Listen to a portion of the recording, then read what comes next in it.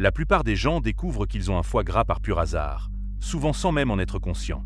Ils peuvent ressentir une légère léthargie, de la fatigue ou remarquer un petit ventre, mais les symptômes ne deviennent vraiment évidents qu'au moment où ils réalisent qu'ils ne métabolisent plus les glucides aussi efficacement qu'avant, qu'ils prennent du poids plus facilement et que leur tour de taille augmente, même sans une accumulation significative de graisse sous-cutanée. Et si je vous disais que cette condition silencieuse, souvent découverte par hasard, peut être entièrement inversée? Restez avec moi, car une stratégie d'entraînement spécifique, capable de réduire la graisse viscérale à presque zéro, vous attend à la fin. Gardez ces 3 points à l'esprit. Premièrement, un foie gras est rarement un problème isolé. Deuxièmement, il n'est pas causé par une seule mauvaise habitude et ne se résout pas par une astuce unique. Et troisièmement, la solution est plus structurée et prévisible que beaucoup ne l'imaginent, elle est en fait assez simple. D'ici la fin de cette vidéo, vous comprendrez la véritable force motrice derrière le foie gras et pourquoi de nombreuses stratégies ne donnent que des résultats minimes. Nous allons aborder ce sujet de manière très claire, en suivant des phases distinctes. Pour cela, j'ai structuré cette approche en 4 phases.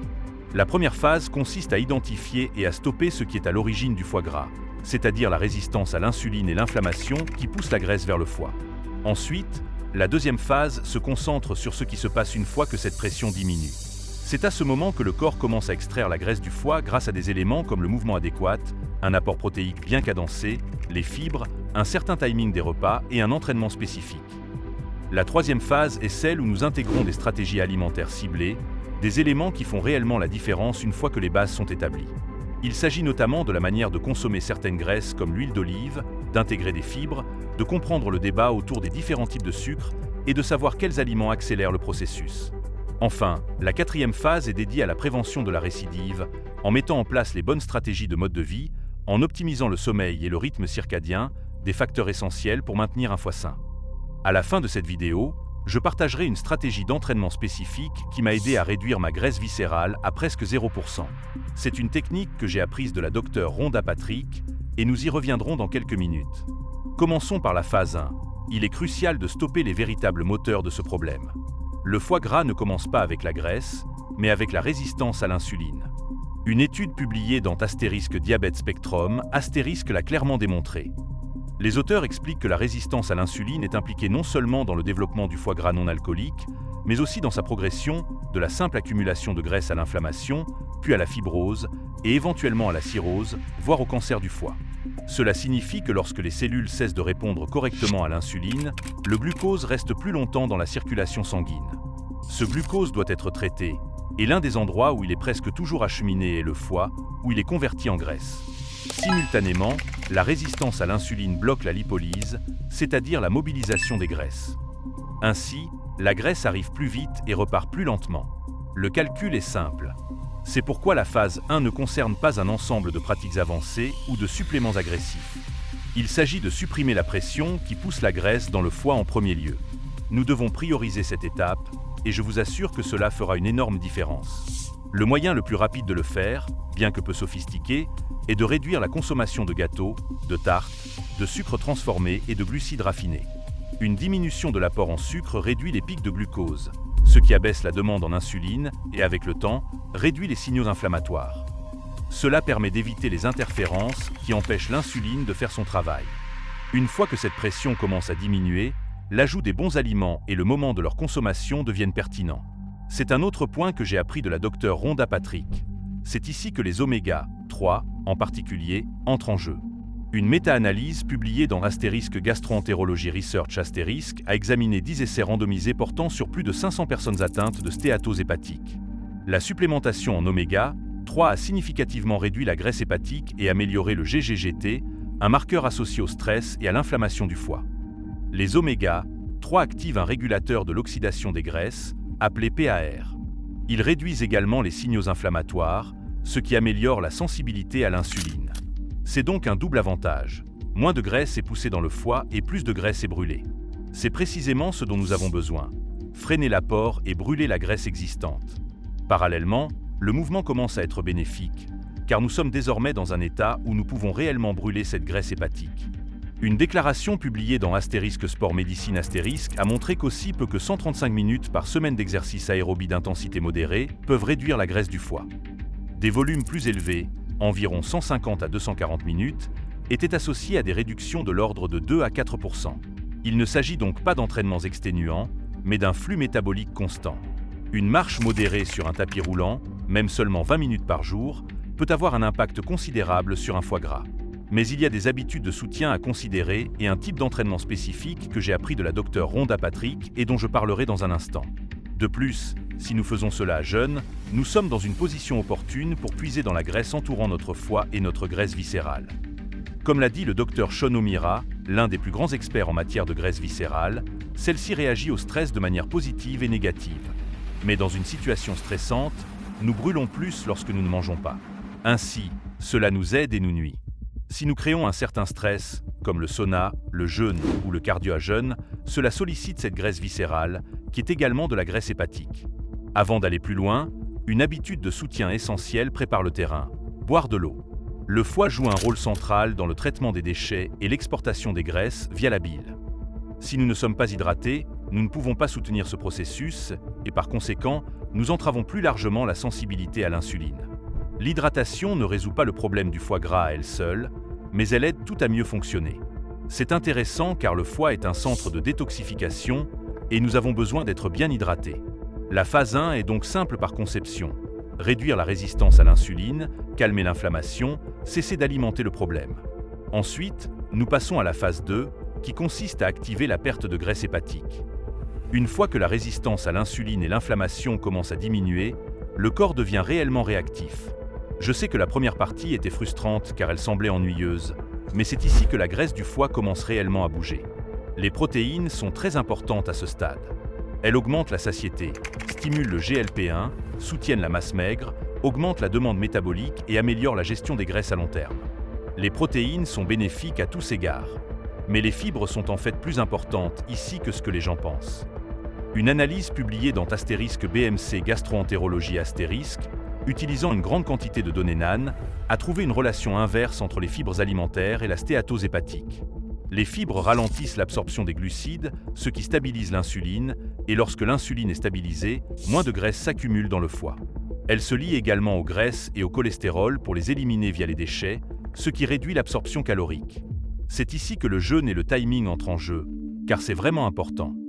Un essai contrôlé randomisé publié dans *Cell Métabolisme* a examiné des adultes atteints de foie gras et les a répartis en groupes suivant soit un jeûne alterné, soit de l'exercice, soit les deux, pendant 3 mois.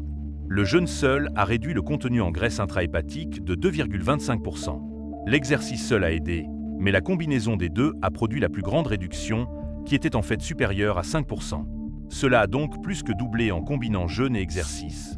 Le point clé n'est pas le calendrier de jeûne spécifique, mais plutôt la fenêtre métabolique. Nous pouvons jouer un peu avec le timing. Des périodes plus longues sans nourriture augmentent la lipolyse, améliorent la sensibilité à l'insuline et réduisent l'inflammation. Le jeûne augmente également l'hormone de croissance, ce qui améliore encore la dégradation des graisses. À mesure que l'activité augmente, l'entraînement en résistance devient essentiel, surtout si vous jeûnez, pour préserver les muscles. Une vaste méta-analyse en réseau publiée dans *Scientifique Report * a examiné 43 études, soit 2000 personnes atteintes de foie gras. Elle a révélé que la combinaison d'exercices aérobie et de musculation produisait les plus grandes améliorations des triglycérides et du cholestérol LDL, ce qui est important. L'entraînement aérobie avait l'effet le plus fort sur l'ALT, tandis que l'entraînement en résistance avait l'effet le plus fort sur l'AST. Ce sont les deux paramètres que nous mesurons lorsque nous examinons nos enzymes hépatiques. Différents stresseurs nous procurent différents avantages. Tout comme avec l'alimentation, différents styles de jeûne nous procurent différents avantages. Je recommanderais de sauter le dîner et d'être dans un état de jeûne profond le matin lorsque vous faites votre exercice. Mais une grande question se pose lorsque nous examinons ces études. Les calories sont contrôlées, elles sont à parier. Alors, qu'est-ce qui extrait le plus efficacement la graisse du foie? Avec cela, nous devons examiner des stratégies alimentaires spécifiques. En plus de simplement éliminer les aliments transformés, nous devons devenir plus spécifiques. Il y a un débat intéressant sur ce qui est le mieux pour réduire un foie gras, les graisses monoinsaturées ou les fibres. Il y a en fait une nuance intéressante ici. Un essai contrôlé randomisé publié dans le Journal of Clinical Endocrinology and Metabolism a examiné des personnes atteintes de prédiabète suivant des régimes hypocaloriques appariés pendant 12 semaines. Un groupe a reçu de grandes quantités d'huile d'olive et l'autre de grandes quantités de fibres. Seul le groupe à forte teneur en huile d'olive, graisse monoinsaturée, a montré une énorme réduction de la graisse du foie, de 18%. Cela semble donc être meilleur que les fibres. Mais un autre essai, paru dans Astérisque Diabète Care Astérisque, a étudié des personnes atteintes de diabète de type 2 pendant 8 semaines.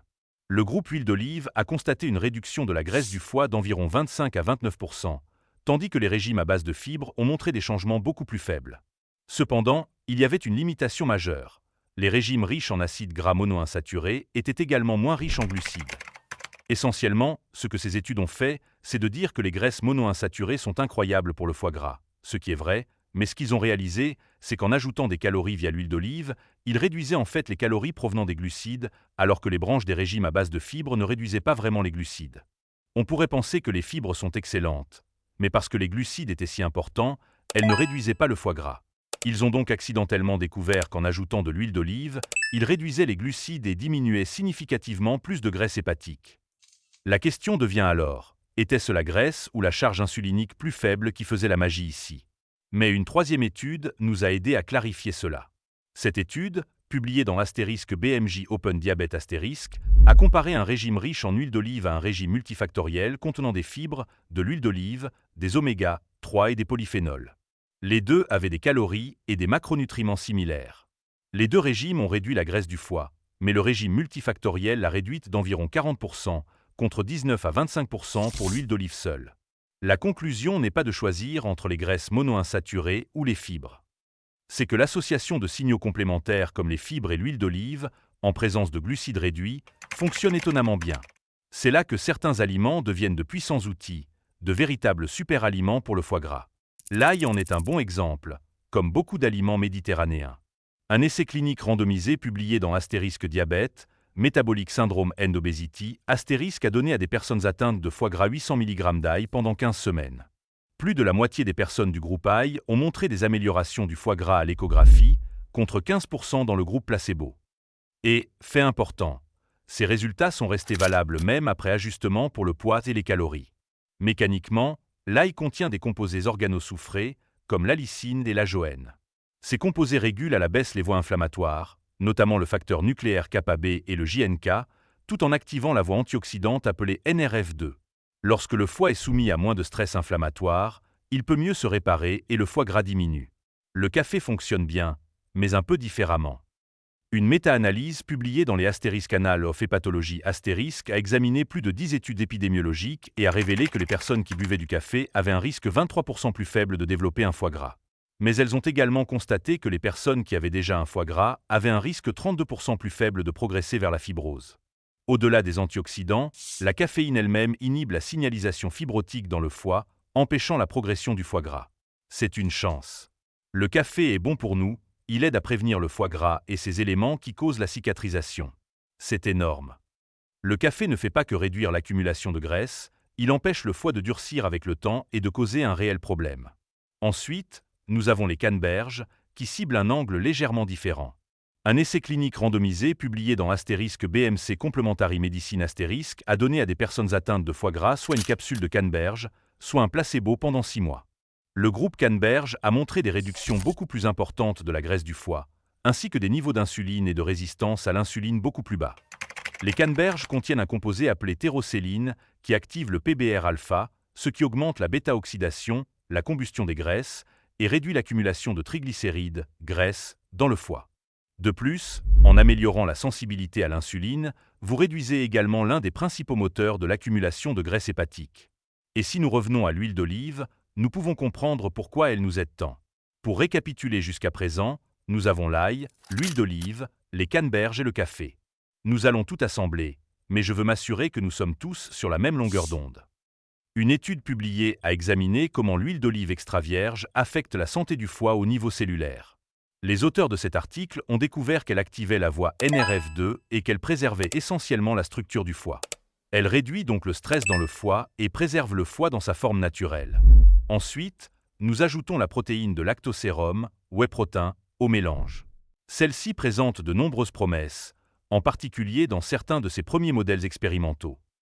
Une étude publiée dans Asterisk Lipid in Health and Disease Asterisk a révélé que la supplémentation en protéines de lactosérum réduisait les triglycérides hépatiques, abaissait l'ALT et l'AST, diminuait le stress oxydatif, augmentait les niveaux de glutathion et améliorait la résistance à l'insuline. On cherche encore à comprendre pourquoi, mais cela pourrait être lié à la récupération.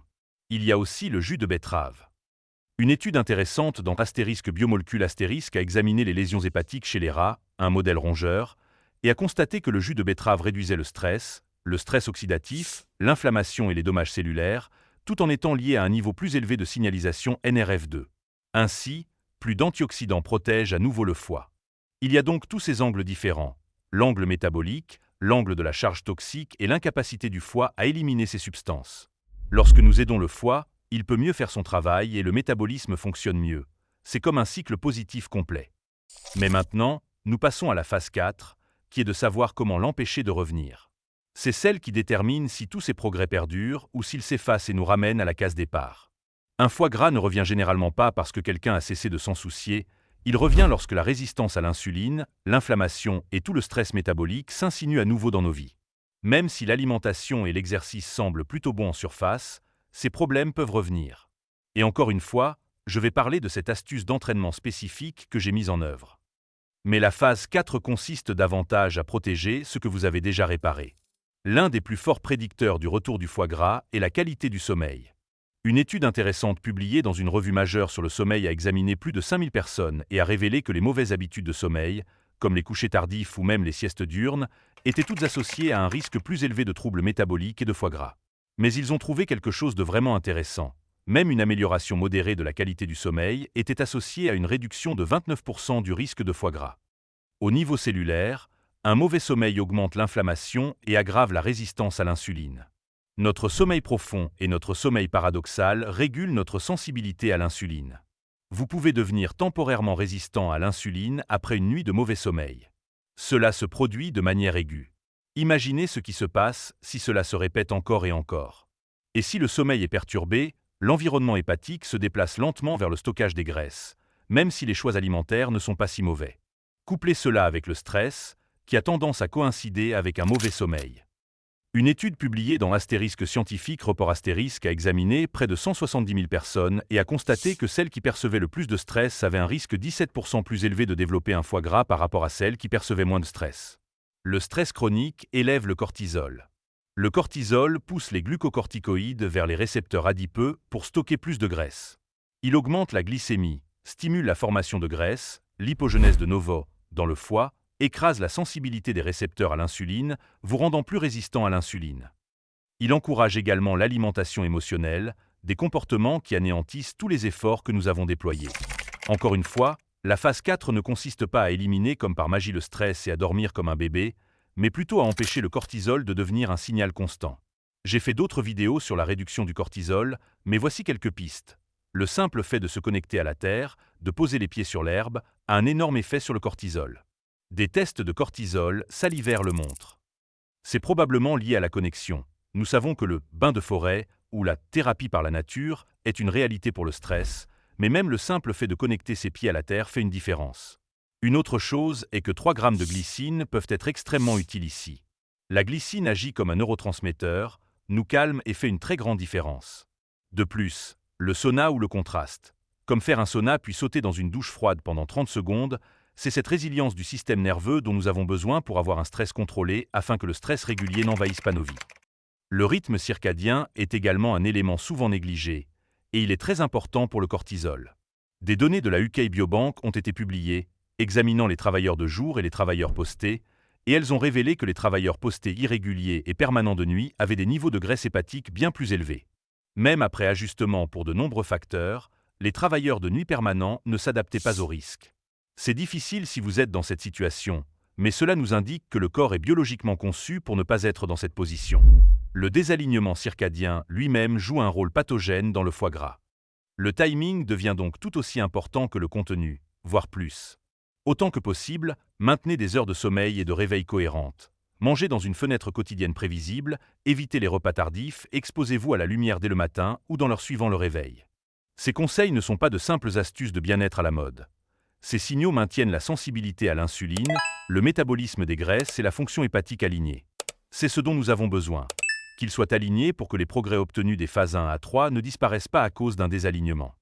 Nous pouvons aller un peu plus loin, car il existe également des outils avancés qui peuvent renforcer le même schéma que nous avons observé. Une étude publiée dans le JAMA a examiné un peptide appelé thésamoréline chez des personnes ayant un excès de graisse viscérale. Sur 6 mois, ce peptide a réduit la graisse viscérale et la graisse hépatique. C'est un peptide très intéressant. C'est un analogue de l'hormone de libération de l'hormone de croissance qui augmente les niveaux d'hormones de croissance. Écoutez-moi bien, je ne défends pas ce peptide, c'est juste fascinant et cela nous apprend différentes choses. L'hormone de croissance augmente la lipolyse, réduit la lipogenèse, le stockage des graisses, et diminue l'inflammation et la résistance à l'insuline en réduisant la graisse viscérale. Ce n'est donc pas une idée générale de mode de vie, mais cela renforce la même chose. Lorsque les signaux hormonaux se déplacent vers la dégradation des graisses et s'éloignent de la dominance chronique de l'insuline et du cortisol, la graisse du foie diminue et ne revient pas. Avant d'aborder la stratégie d'entraînement que je recommande et que j'ai expérimentée, récapitulons rapidement, car cela pourrait vous aider à tout assembler. La phase 1 visait à stopper le changement de direction, réduire la charge d'insuline, diminuer les glucides, calmer l'inflammation pour que la graisse ne soit plus poussée dans le foie. La phase 2 consistait à inverser la direction du flux, créer les conditions pour que le corps puisse commencer à extraire la graisse. Cela inclut le cardio à jeûne, le mouvement, les protéines, les fibres, les graisses monoinsaturées, le jeûne et l'entraînement en résistance. Point final. La phase 3 consistait à intégrer spécifiquement des stratégies alimentaires. Rien d'extrême, mais des graisses monoinsaturées, des oméga 3 et l'huile d'olive. La phase 4 visait à maintenir les progrès acquis, protéger votre sommeil, utiliser des éléments comme la glycine, la connexion à la terre, le 5-HTP et la L-théanine pour calmer et réduire le cortisol. Alors, que fais-je maintenant pour le cardio? C'est basé sur ce que la docteure Rhonda Patrick m'a enseigné, et c'est très intéressant.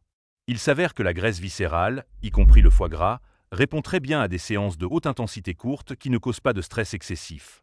Nous parlons de 30 secondes d'intensité élevée, suivies de 30 à 60 secondes de repos, pour 5 à 7 tours, 3 à 4 fois par semaine. Ce sont des entraînements courts. C'est tout le contraire de ce que nous pensions. C'est la chose la plus puissante que vous puissiez faire pour la graisse viscérale en termes d'activité physique. Si vous regardez les études, l'entraînement en résistance est excellent pour la santé métabolique, mais il a à peine un impact sur la graisse viscérale. Ce sont les intervalles de haute intensité. Mais nous avons trouvé encore plus. L'entraînement par intervalle combiné au cardio continu double plus que l'impact. Donc, 3 à 4 jours par semaine, faites des intervalles de haute intensité sur un rameur, un vélo d'assaut, en courant ou ce qui vous convient. Puis, 2 à 3 jours par semaine, faites 30 minutes de zone 2. L'objectif est d'aider votre corps à devenir performant dans l'oxydation des graisses, de sorte qu'après l'entraînement par intervalle de haute intensité, vous continuiez à brûler des graisses.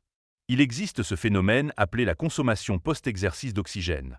Lorsque vous terminez un entraînement intense, vous continuez à brûler des graisses pendant un certain temps. Donc, si vous entraînez votre corps à très bien brûler les graisses, cela signifie qu'après un travail de haute intensité, qui signale à la graisse abdominale, à la graisse viscérale et au foie gras de diminuer, vous continuez en fait à brûler des graisses par la suite, même si vous êtes assis sans rien faire. Vous devez faire ces deux choses, pas le même jour. Vous devez entraîner votre corps à les faire. J'ai donc en fait moins fait de courses à pied longue distance et moins de cardio continu. J'ai plutôt fait des intervalles de haute intensité quelques jours par semaine, du cardio continu d'un certain type quelques jours par semaine, et je soulève des poids les autres jours. Je peux vous dire que cela a fait une différence significative sur mon tour de taille, et je suis déjà mince. Il existe en fait un phénomène où l'on peut être mince et avoir une quantité décente de graisse viscérale. Cela m'arrive, cela arrive à tout le monde. J'ai remarqué que ma taille diminue. C'est une réalité. Le tour de taille est le moyen le plus précis de mesurer la graisse viscérale ou même le foie gras sans un examen DEXA.